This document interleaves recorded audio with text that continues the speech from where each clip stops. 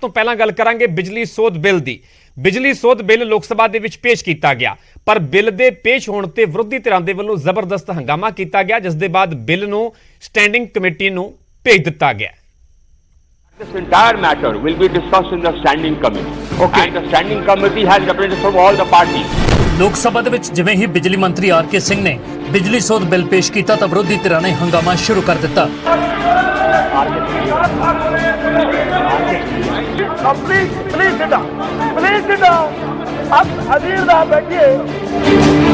ਵਿਰੋਧ ਕਰਨ ਵਾਲਿਆਂ ਦੇ ਵਿੱਚ ਕਾਂਗਰਸ ਦੇ ਸਮੇਤ ਵੱਖ-ਵੱਖ ਸਿਆਸੀ ਧਿਰਾਂ ਦੇ ਲੋਕ ਸਭਾ ਮੈਂਬਰ ਸ਼ਾਮਲ ਸਨ।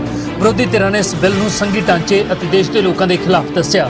ਪੰਜਾਬ ਤੋਂ ਕਾਂਗਰਸ ਐਮਪੀ ਮਨੀਸ਼ ਤਿਵਾਰੀ ਨੇ ਬਿਜਲੀ ਸੋਧ ਬਿੱਲ ਦਾ ਵਿਰੋਧ ਕਰਦਿਆਂ ਇਸ ਨੂੰ ਸੂਬੇ ਦੇ ਅਧਿਕਾਰਾਂ ਤੇ ਹਮਲਾ ਕਰਾਰ ਦਿੱਤਾ ਅਤੇ ਇਸ ਬਿੱਲ ਨੂੰ ਖਪਤਕਾਰਾਂ ਦੇ ਵਿਰੁੱਧ ਦੱਸਿਆ।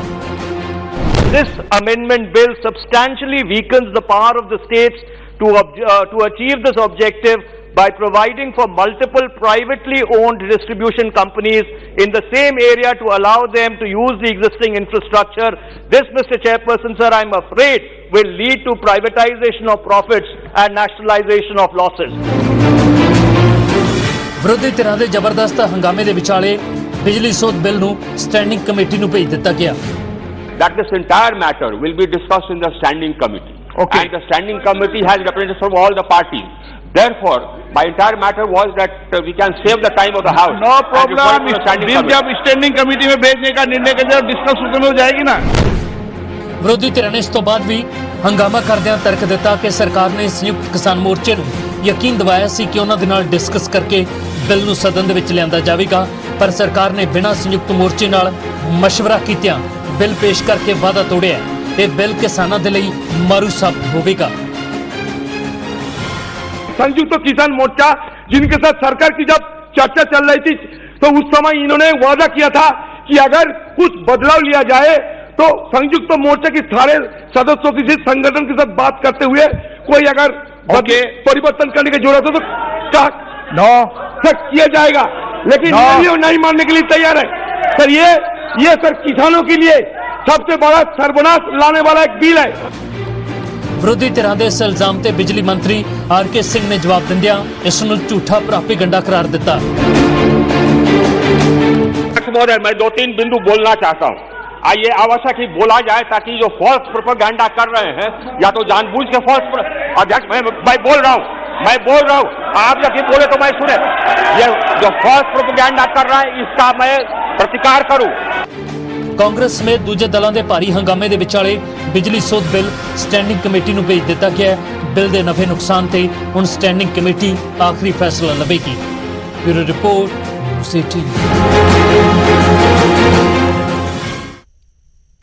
ਬਿਜਲੀ ਸੋਧ ਬਿੱਲ ਭਾਵੇਂ ਲੋਕ ਸਭਾ ਦੀ ਸਟੈਂਡਿੰਗ ਕਮੇਟੀ ਨੂੰ ਭੇਜ ਦਿੱਤਾ ਗਿਆ, ਪਰ ਪੰਜਾਬ ਦੇ ਵਿੱਚ ਇਸ ਬਿੱਲ ਨੂੰ ਪੇਸ਼ ਕੀਤੇ ਜਾਣ ਤੋਂ ਬਾਅਦ ਸਿਆਸਤ ਗਰਮਾਈ ਹੋਈ ਹੈ। ਸੱਤਾ ਧਿਰ ਆਮ ਆਦਮੀ ਪਾਰਟੀ, ਕਾਂਗਰਸ ਤੇ ਅਕਾਲੀ ਦਲ ਇਸ ਬਿੱਲ ਦਾ ਵਿਰੋਧ ਕਰ ਰਹੇ ਨੇ, ਜਦਕਿ ਬੀਜੇਪੀ ਦਾ ਆਪਣਾ ਤਰਕ ਹੈ। ਬਿਜਲੀ ਮੰਤਰੀ ਆਰ.ਕੇ. ਸਿੰਘ ਦੇ ਵੱਲੋਂ ਲੋਕ ਸਭਾ ਦੇ ਵਿੱਚ ਪੇਸ਼ ਕੀਤੇ ਗਏ ਬਿਜਲੀ ਸੋਧ ਬਿੱਲ ਦਾ ਅਸਰ ਪੰਜਾਬ 'ਚ ਸਭ ਤੋਂ ਵੱਧ ਦੇਖਣ ਨੂੰ ਮਿਲ ਰਿਹਾ ਹੈ। ਬੀਜੇਪੀ ਨੂੰ ਛੱਡ ਕੇ ਪੰਜਾਬ ਦੀਆਂ ਸਾਰੀਆਂ ਸਿਆਸੀ ਧਿਰਾਂ ਇਸ ਬਿੱਲ ਦਾ ਵਿਰੋਧ ਕਰ ਰਹੀਆਂ ਨੇ।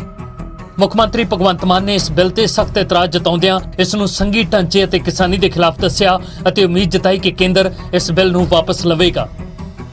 ਤਾਂ ਮੈਨੂੰ ਉਮੀਦ ਹੈ ਕਿ ਸਟੈਂਡਿੰਗ ਕਮੇਟੀ ਸਟੇਕ ਹੋਲਡਰਸ ਨੂੰ ਜਿਹੜੇ ਉਹਦੇ ਨਾਲ ਸੰਬੰਧਿਤ ਨੇ, ਇਸ ਬਿਜਲੀ ਐਕਟ ਦੇ ਨਾਲ ਸੰਬੰਧਿਤ ਜਿਹੜੇ ਸਟੇਕ ਹੋਲਡਰਸ ਨੇ, ਕਿਸਾਨ ਨੇ ਜਾਂ ਵਪਾਰੀ ਨੇ ਜਾਂ ਬਲਕਿ ਘਰੇਲੂ ਉਤਪਾਦਨ ਤੇ ਵੀ ਫਰਕ ਪੈਣਾ, ਉਹਨਾਂ ਨੂੰ ਬੁਲਾ ਕੇ ਇਸ ਬਿੱਲ ਨੂੰ ਜੋ ਜਲਦਬਾਜ਼ੀ 'ਚ ਪੇਸ਼ ਕੀਤਾ ਗਿਆ ਉਹਨੂੰ ਵਾਪਸ ਲੈ ਲਿਆ। ਕਾਂਗਰਸ ਨੇ ਬਿਜਲੀ ਸੋਧ ਬਿੱਲ ਦਾ ਵਿਰੋਧ ਕਰਦਿਆਂ ਇਸ ਨੂੰ ਹਰ ਤਬਕੇ ਦੇ ਲਈ ਮਾਰੂ ਕਰਾਰ ਦਿੱਤਾ ਅਤੇ ਮੁੱਖ ਮੰਤਰੀ ਤੋਂ ਮੰਗ ਕੀਤੀ ਕਿ ਸਰਬਦਲੀ ਬੈਠਕ ਬੁਲਾ ਕੇ ਇਸ ਮਸਲੇ ਤੇ ਸਾਂਝੀ ਲੜਾਈ ਲੜੀ ਜਾਵੇ।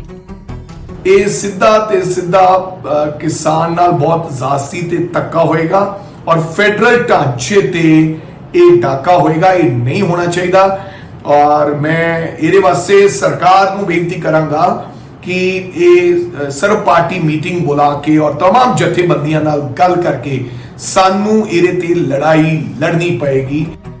ਅਕਾਲੀ ਦਲ ਨੇ ਵੀ ਇਲਜ਼ਾਮ ਲਾਇਆ ਕਿ ਕੇਂਦਰ ਸਰਕਾਰ ਕਿਸਾਨਾਂ ਦੇ ਨਾਲ ਲਿਖਤੀ ਸਮਝੌਤਾ ਕਰਕੇ ਮੁੱਕਰ ਗਈ ਹੈ ਅਤੇ ਕੇਂਦਰ ਨੂੰ ਇਹ ਬਿੱਲ ਬਿਨਾਂ ਸ਼ਰਤ ਵਾਪਸ ਲੈਣਾ ਚਾਹੀਦਾ ਹੈ। ये मैंने कल से डाला हुआ है कि ये बिजली संशोधन बिल ये बिल्कुल कंकरेंट लिस्ट में स्टेटों के खिलाफ है और स्टेक होल्डर्स के खिलाफ है। और मुझे हैरानी है कि इस सरकार में इतनी धक्काशाही चल रही है कि मिनिस्टर भी on the floor of the house गलत मिसलीड कर रहे हैं। चिट्ठी लिखी है कि ਜਿਹੜਾ ਬਿੱਲ ਹੈ ਉਹ ਫੈਡਰਲ ਢਾਂਚੇ ਦੇ ਉਲਟ ਹੈ।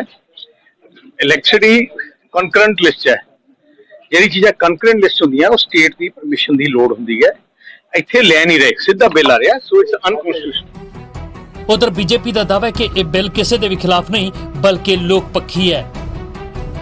ਕੰਪੀਟੀਸ਼ਨ ਲੈ ਕੇ ਆਏਗਾ ਔਰ ਜਦੋਂ ਕੰਪੀਟੀਸ਼ਨ ਆਉਂਦਾ ਹੈਗਾ, ਜਿਸ ਤਰ੍ਹਾਂ ਮੋਬਾਈਲ ਫੋਨ ਪਹਿਲਾਂ ਹਿੰਦੁਸਤਾਨ 'ਚ ਬਹੁਤ ਮਹਿੰਗੇ ਸੀ ਤੇ ਜਦੋਂ ਕੰਪੀਟੀਸ਼ਨ ਆਇਆ ਤਾਂ ਉਸ ਤੋਂ ਬਾਅਦ ਮੋਬਾਈਲ ਫੋਨ ਜਿਹੜੇ ਆ ਬਹੁਤ ਕੰਪੀਟੀਸ਼ਨ ਆਉਣ ਨਾਲ ਸਸਤੇ ਹੋ ਗਏ। ਬਿੱਲ ਦੇ ਪਾਸ ਹੋਣ ਤੋਂ ਪਹਿਲਾਂ ਹੀ ਪੰਜਾਬ ਦੇ ਵਿੱਚ ਬਿਜਲੀ ਸੋਧ ਬਿੱਲ ਦਾ ਵੱਡਾ ਵਿਰੋਧ ਸ਼ੁਰੂ ਹੋ ਗਿਆ ਹੈ। ਖੇਤੀ ਕਾਨੂੰਨਾਂ ਤੋਂ ਬਾਅਦ ਬਿਜਲੀ ਸੋਧ ਬਿੱਲ ਨੂੰ ਪਾਸ ਕਰਨਾ ਕੇਂਦਰ ਸਰਕਾਰ ਦੇ ਲਈ ਵੱਡੀ ਚੁਣੌਤੀ ਬਣ ਸਕਦਾ ਹੈ। Bureau report, news 18।